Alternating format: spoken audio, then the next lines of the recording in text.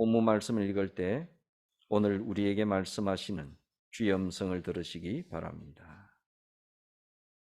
그 후에 예수께서 각 성과 마을에 두루 다니시며 하나님의 나라를 선포하시며 그 복음을 전하실세 12 제자가 함께 하였고 또한 악귀를 쫓아내심과 병 고침을 받은 어떤 여자들 곧 7 귀신이 나간 자 막달라인이라 하는 마리아와 헤롯의 청지기 구사의 아내 요한나와 수산나와 다른 여러 여자가 함께하여 자기들의 소율로 그들을 섬기더라.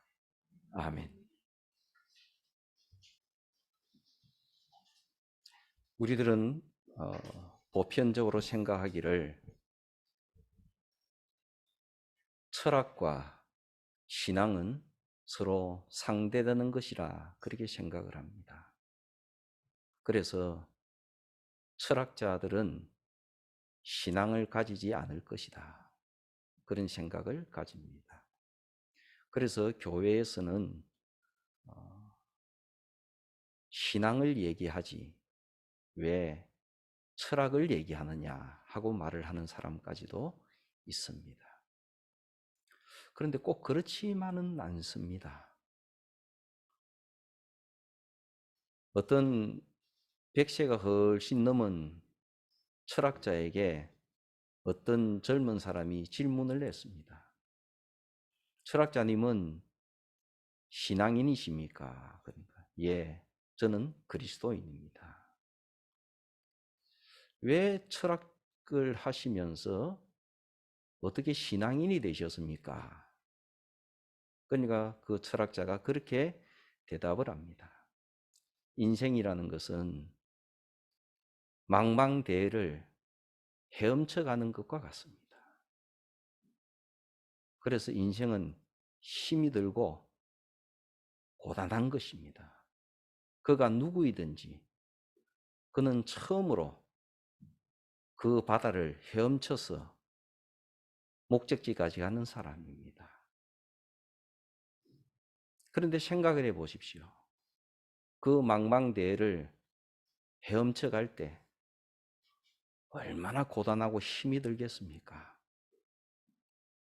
신앙이라는 것은 그 망망대해에 그 바다 한복판에 밧줄이 하나 놓여져 있는 것과 같습니다.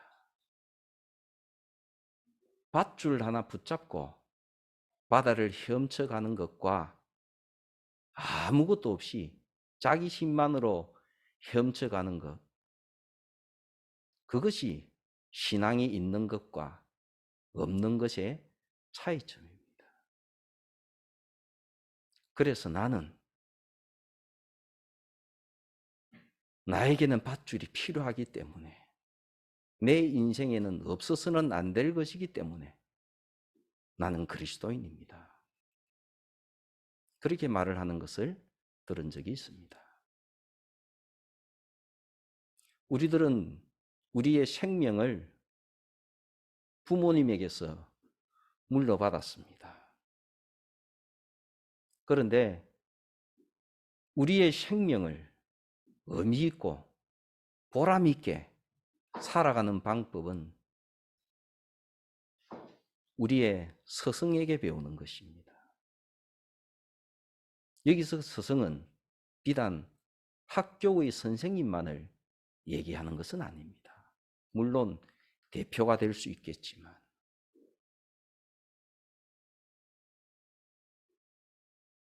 우리들은 그리스도인입니다. 그리스도인이라는 의미는 나에게 생명을 주신 분이 하나님이시요, 나에게 보람되게 삶의 길을 걸어갈 수 있도록 길을 가르쳐 주신 분도 하나님이시라는 그런 의미입니다. 그 사람이 그리스도인입니다. 그래서 우리 그리스도인들은 항상 고마운 마음을 가지고 살아갑니다. 감사한 마음을 가지고 살아갑니다. 하나님에 대해서 항상 감사하고 특별히 예수님에 대해서 항상 감사한 마음을 가지고 살아갑니다. 그리고 우리도 인생의 큰 풍랑이 몰아치게 될 때 많이 힘들었던 기억들이 있습니다. 그런데도 우리는 그리스도인이기 때문에 그때마다 더 주님을 붙잡고 더 주님께 나아가려고 발버둥을 쳤던 사람들입니다. 그래서 다른 사람들은 모르겠지만은 우리들에게는 예수님은 굉장히 특별합니다. 우리에게 있어서 신앙이라는 것은 굉장히 특별한 것입니다. 그래서 우리는 항상 주님께 나와서 예배를 드리지만은 항상 주님을 그리워합니다. 그래서 주님을 만나기를 원하기 때문에 기도를 하고 주님을 만나기를 원하기 때문에 성경을 읽습니다. 그리고 주님에 대해서 이야기하는 것을 우리 그리스도인들은 좋아합니다. 그리고 그런 이야기를 나누게 될 때 우리 가슴 속이 가득 차오르고 벅차오르는 것을 경험합니다. 그리고는 또 인생을 걸어갈 수 있는 힘을 얻습니다.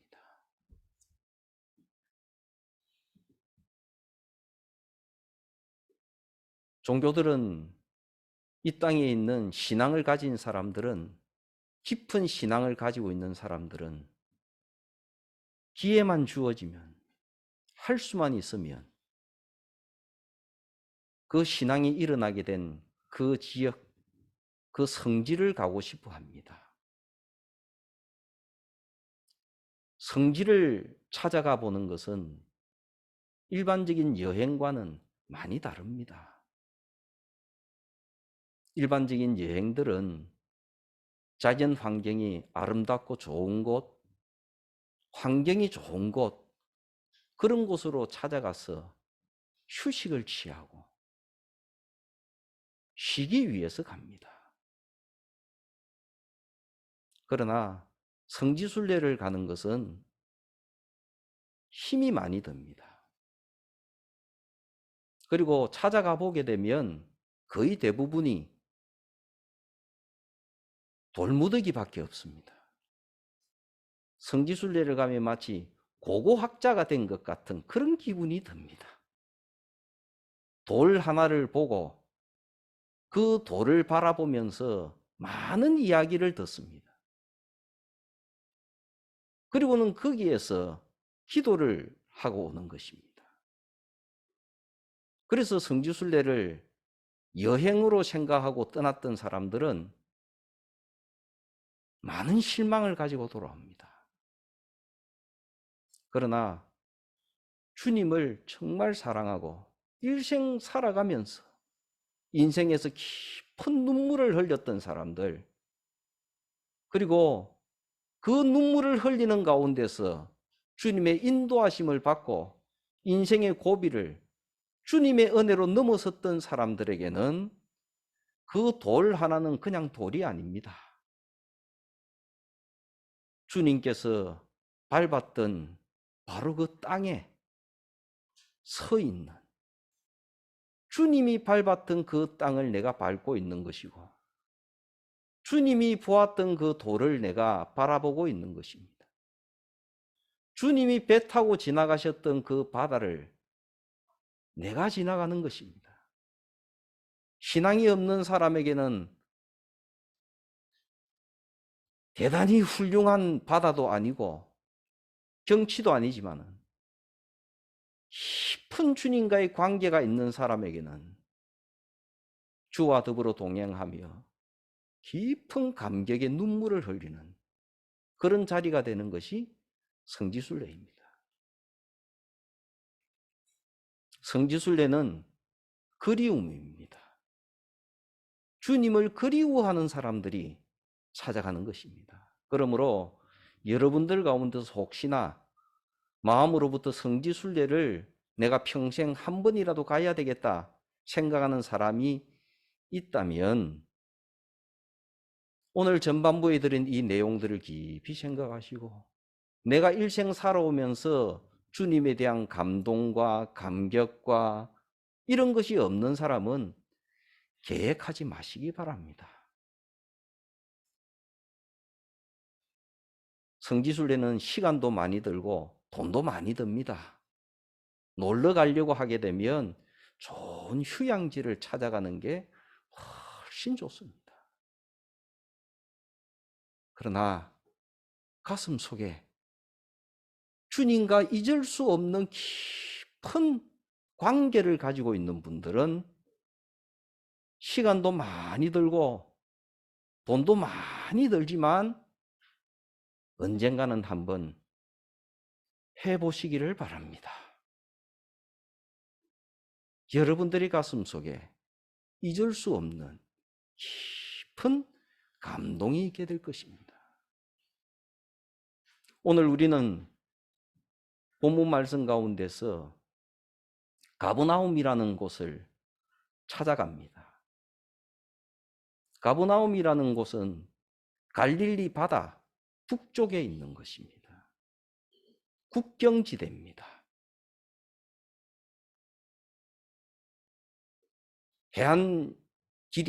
해변길이 지나가는 국경지대입니다. 가버나움에서 조금만 지나가게 되면 빌립이 다스리던 나라가 있고 이 가버나움은 티베리아를 수도로 하고 있는 헤롯 안티파스의 갈릴리라는 나라의 중요한 도시입니다. 가버나움에서 조금만 동쪽으로 가게 되면 데가볼리라는 도시들이 나옵니다. 그 데가볼리는 이름 자체가 로마 사람들이 세운 도시입니다.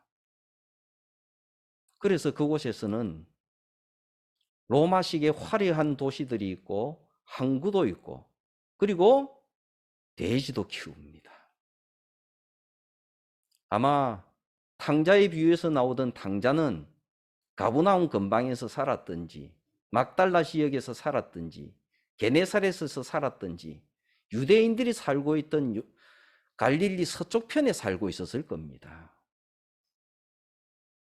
그리고는 아버지에게 유산을 받아서 갈릴리 동편으로 갔을 겁니다. 거기에는 돼지를 치는 곳도 있고 화려한 이방인들의 도시가 있기 때문입니다. 아마 제 추측에는 배 타고 건너가지 않았을까?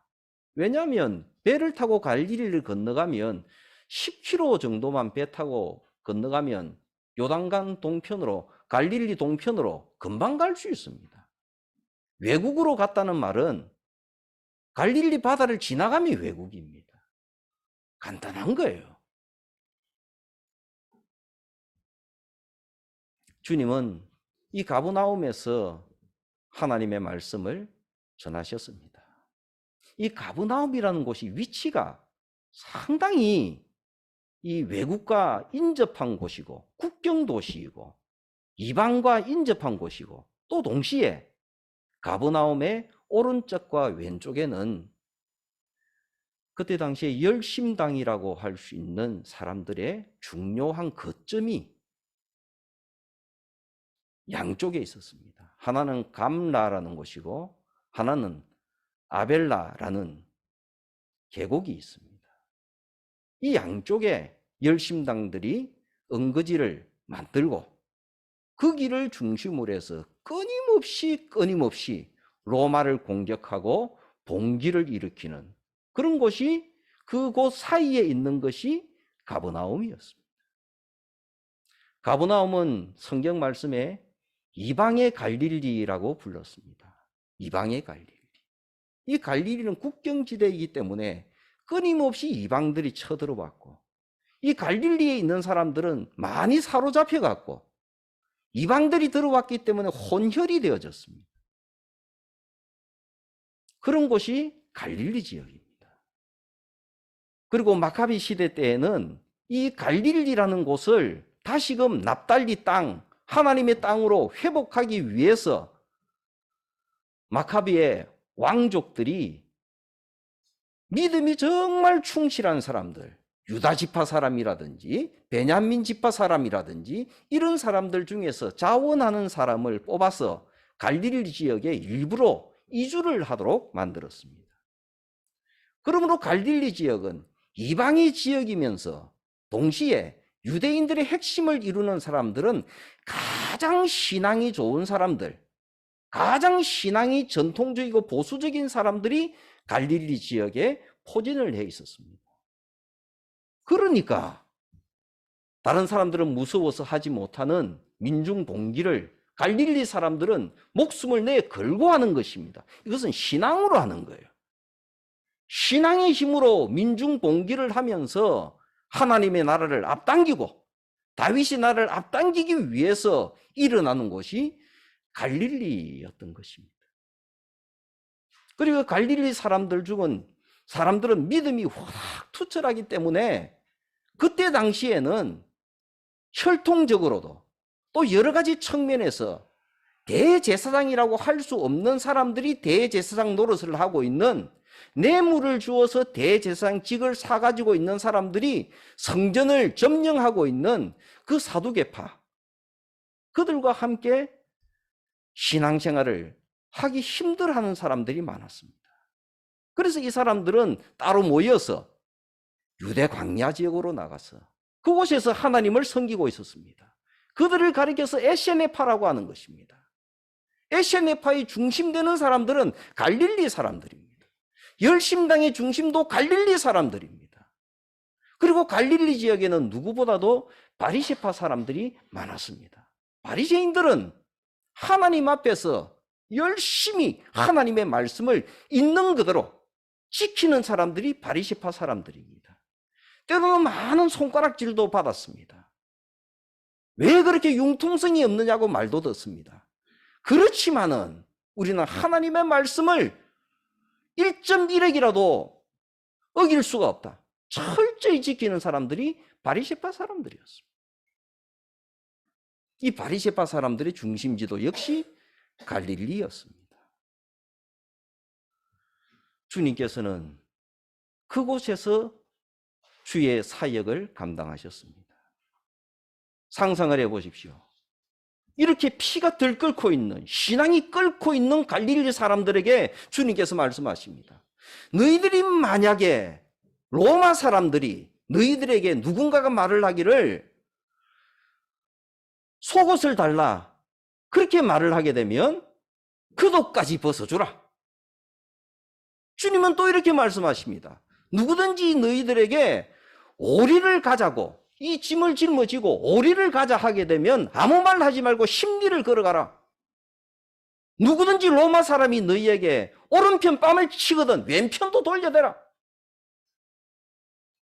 이런 주님의 설교를 들었을 때 지금까지 설명한 갈릴리 사람들이 어떤 얼굴 표정을 지었을지 한번 상상을 해보시기를 바랍니다. 순순했을 겁니다. 아주 불쾌한 것을 드러내는 사람들이 많았을 겁니다. 그러면서 한편 사람들은 그래, 저게 하나님의 말씀이야, 그렇게 생각하는 사람도 있었을 겁니다. 실제적으로 주님께서 오병이어의 기적을 행하시고 난 뒤에 나는 메시아다. 그런데 메시아는 로마인들과 저 사두개 사람들에게 잡혀서 십자가에 못 박혀 죽는 사람이다, 그런 취지로 말씀하신 적이 있습니다. 나는 하늘에서 내려온 떡이다 말씀하신 것이 있습니다. 그래서 나의 희생으로, 그 희생을 통해서 너희가 살게 될 것이다 말씀하신 적이 있습니다. 엄청나게 몰려들었던 갈릴리 사람들이, 대부분인 그 사람들이 그 주님의 말씀을 듣고 많은 사람들이 주님을 떠나갔습니다.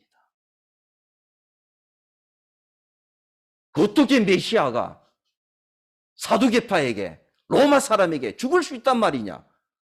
메시아가 오시게 되면 이 나라가 다윗 나라처럼 독립을 하고 부강해지게 되고, 그리고 아론의 자손 대제사장도 다시금 회복되고 그게 하나님의 나라지. 어떻게 그럴 수가 있냐? 이런 생각을 가진 사람들이 많이 떠나갔습니다. 오늘 본문은 그런 상황 가운데서도 끝까지 주님을 사랑하고 주님께 수종들었던 아름다운 믿음의 여인들이 나오고 있습니다. 아주 특이합니다. 헤롯의 청지기 구사라는 사람의 아내, 이스라엘 나라에 예수님 당시에 있었던 유대인들이 속해 있던 단체를 얘기하게 되면 가장 대표적인 것이 사두개파입니다. 그리고 그 다음에는 바리새파입니다. 그 다음 열심당입니다. 그 다음 에세네파입니다. 사실은 권력을 쥐고 있는 것은 헤롯과 그의 가문들이었습니다. 그런데 그 헤롯의 청지기로 있는 사람, 헤롯 안티파스의 청지기로 있는 사람이 구사라는 사람이 있었는데 그 사람의 아내가 주님을 섬기고 있는 장면이 나옵니다. 이것은 대단히 놀라운 장면입니다. 그리고 주님께서는 가버나움에서 지내실 때에 아마도 회당장 야이로의 도움을 많이 받으셨을 겁니다. 이 회당장 야이로는 딸이 죽었을 때 달리다구음하면서 주님께서 고쳐주신 그 고침을 받은 사람입니다. 이 회당장이라는 것은 유대인 중에서도 유대인입니다. 바리새파일 가능성이 굉장히 많습니다. 그런데 이 사람이 주님을 따르고 섬겼을 것입니다. 아주 또 특이한 사람이 나옵니다. 그 사람은 백부장이 나옵니다. 가버나움에서 로마의 백부장이 주를 따르는 장면이 나옵니다. 내 하인을 고쳐주십시오. 주님께서 가시려고 하니까 말씀만 하십시오. 저도 남의 수하에 있는 사람이고 내가 명령을 하면 부하가 움직이는데 만왕의 왕이신 당신께서 어떻게 우리 집으로 오십니까? 말씀만 하셔도 제 종이 낫겠습니다. 그런 믿음을 주님께 표현하고 응답을 받았던 사람이 백부장입니다. 백부장은 로마 사람이에요. 이방인이에요. 로마 권력의 핵심이 백부장입니다. 그리고 수산나, 그리고 막달라 마리아, 이런 여러 사람들은 주님께서 가버나움에 계시면서 어떤 사람들은 주님을 따르고 어떤 사람들은 주님을 비방하고 어떤 사람들은 주님께로 떡 먹기를 바라고 주님께로 뭔가 받기를 바라고 어떤 사람들은 주님을 향해서 낭떠러지에서 밀쳐서 주님을 죽이려고 하고 이런 상황 가운데서도 끝까지 주를 섬깁니다. 우리는 이들을 가리켜서 그리스도인이라고 말합니다. 왜 그랬을까요? 이들은 주님과 남들이 알 수 없는 깊은 관계를 가지고 있기 때문입니다. 내 인생에 가장 어렵고 힘든 고비에 이들은 주님을 찾아온 사람이었습니다. 그리고 주님으로 인하여서 그 인생의 고비를 넘긴 사람들입니다. 남이야, 남들이야, 어떻게 주님을 말을 하든, 남들이야 주님을 어떻게 비방하든, 남들이야 주님을 어떻게 따르지 않든 이들에게는 그것이 아무 관계가 없습니다. 남들 때문에 주를 따르는 것이 아니라 나에게 찾아오신 예수님, 나에게 찾아오신 하나님, 나에게 주신 이 믿음, 이 믿음으로 이 고비를 넘어서게 하신 하나님, 그분과의 알 수 없는 깊은 인생의 관계를 가지고 있기 때문에 그들은 끝까지 주님 곁에 머물러 서 있습니다. 다른 사람들은 주님께로부터 무언가 받을까 했지만 이들은 자기들이 가지고 있는 것을 가지고 주님께 드리면서 주님을 따릅니다. 이들이 그리스도인들이었습니다. 처음 그리스도인들. 그러므로 신앙이라는 것은 나와 주님과의 남들이 알 수 없는 그 깊은 인생의 관계가 있는 사람들이 진정한 그리스도인입니다. 우리도 지금까지 인생길 많이 걸어왔습니다. 인생 고비고비 수없이 넘어오고 왔습니다. 지금도 마찬가지입니다. 앞으로도 우리 인생길에 어떤 일이 일어나게 될지 모릅니다. 우리 모두가 나이와 관계없이 한 번도 걸어보지 않은 인생길을 날마다 걸어가는 것입니다. 내 앞에 무엇이 놓여져서 나에게 어떻게 부딪혀 오게 될지 나는 아무도 모릅니다. 그걸 알 수 있는 사람은 아무도 없습니다. 마치 눈을 감고 캄캄한 밤에 그냥 앞을 향해서 걸어가는 것 같습니다. 아무것도 안 보입니다.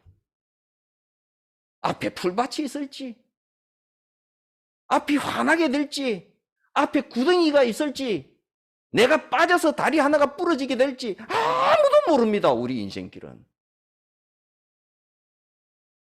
여러분들이 서 있는 인생길은 그런 것입니다.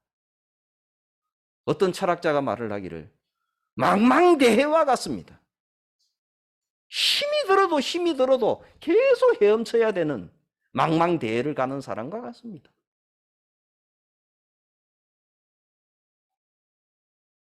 그럴 때 우리의 가슴 속에는 믿음이라는 것이 있습니다. 왜요? 지금까지 살아오면서 너무너무 힘든 상황을 만났을 때 나는 주님과 그런 깊은 관계를 통해서 넘어선 기억이 있으니까요. 경험이 있으니까요. 그래서 우리는 좌절하지 않습니다. 앞으로도 그럴 것이기 때문입니다.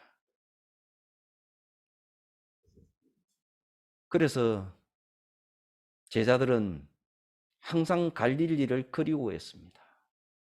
가버나움을 그리워했습니다. 제자들은 이 말이 무엇인지도 나중에 깊이 가슴에 새기고 압니다. 주님께서 부활하시고 난 뒤에 제자들에게 이런 말씀하셨잖아요. 갈릴리에서 만나자. 갈릴리에서 만나자. 이 말이 무슨 말인지는 경험해 본 사람이면 압니다. 다른 사람들이 보기에 그 갈릴리는 그냥 평범한 곳입니다. 그러나 제자들에게는 이 갈릴리라는 말만 들어도 가슴이 울컥해지는 그런 단어입니다. 주님은 우리에게 생명을 주셨고 주님은 우리에게 삶의 길을 가르쳐 주셨습니다. 앞으로 주님은 평생토록 여러분들과 동행하실 것입니다. 주의 은총이 함께 하시기를 바랍니다.